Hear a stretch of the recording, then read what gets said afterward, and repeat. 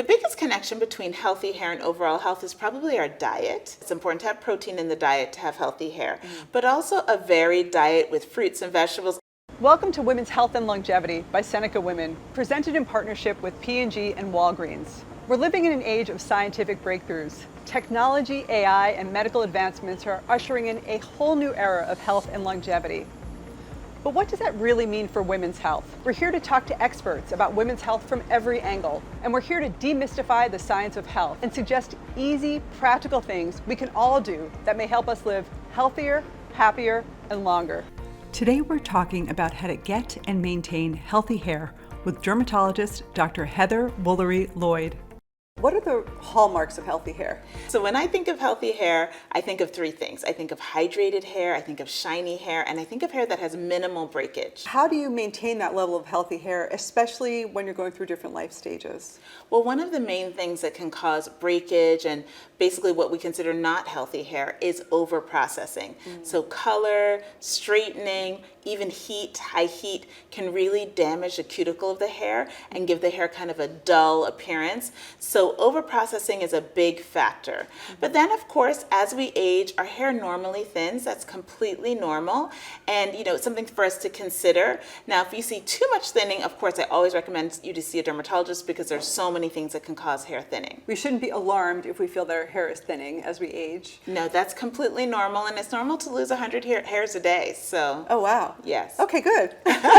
What then is the connection between healthy hair and overall health? The biggest connection between healthy hair and overall health is probably our diet.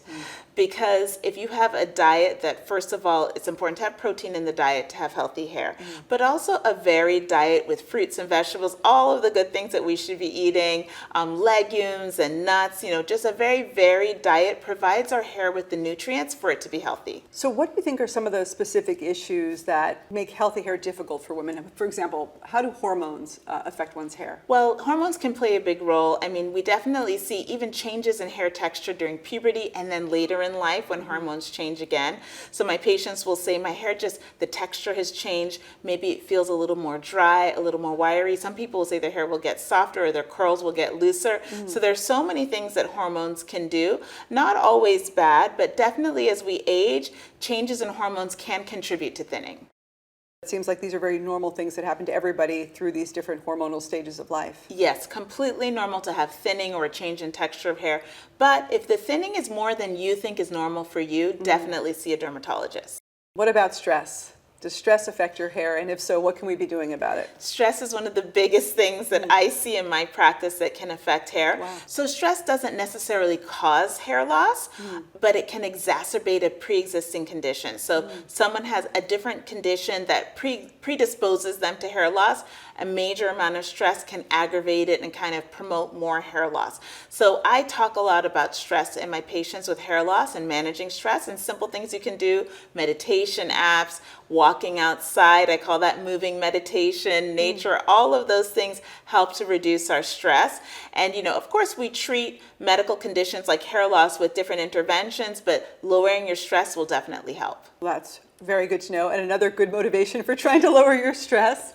So what are your sort of 3 top tips to maintain healthy hair? Well, I think the 3 main things if you want to maintain healthy hair is to keep your hair hydrated, Okay. avoid over-processing. So we all love to do things to our hair, but the more we do to our hair, the more we damage the cuticle, the more likely we are to have dull, damaged hair. So avoiding over-processing, and of course have a healthy diet. So eat a varied diet, enough protein, fruits and vegetables, legumes and nuts, all of those things are really important to provide our hair with the nutrients to grow and be healthy. Fantastic. Well, thanks so much for joining us. Thank you. Here are my top takeaways. First, keep hair hydrated and avoid overprocessing.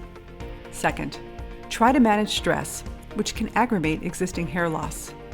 And lastly, eat a healthy diet filled with protein, fruits, vegetables, nuts, and legumes. To keep hair moisturized and healthy looking, visit our partner at Pantene.com. This episode of Women's Health and Longevity is brought to you by P&G and Walgreens, helping women find the right solutions for their changing needs. For more information, visit walgreens.com/women's-wellness.